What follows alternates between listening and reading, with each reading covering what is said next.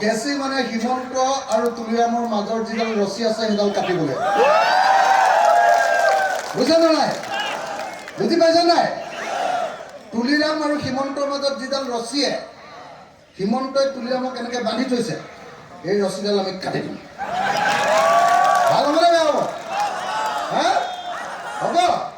তো তেতিয়াহ'লে মই প্ৰথম ক'লো কাৰ্বি জাতিৰ প্ৰধান লক্ষ্য হ'ব লাগে ভাৰতৰ সংবিধানত থকা 244A পাবৰ কাৰণে সংগ্ৰাম কৰা। মই যিদিনা চান্স পাম অসমত, নেপাম জলদি নেপাম, এইটো বেলেগ কথা। যিদিনা চান্স পাম মই অসমৰ প্ৰত্যেকডৰা পথাৰত পানী দিম।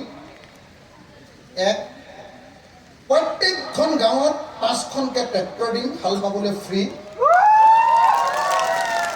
খেতি কৰা মাটিবিলাক খাজনা ফ্ৰী কৰি দিম, সাৰো ফ্ৰী কৰি দিম।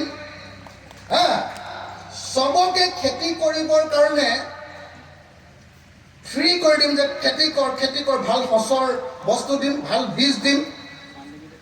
আৰু যদি সঁচাকৈ ভালকৈ খেতি কৰে তেতিয়াহ'লে চব যিমান খেতি কৰিব, খেতি কৰা বস্তুবিলাক যিবিলাক ফচল হ'ব সেইবিলাক দাম দি কিনি লৈ ল'ব।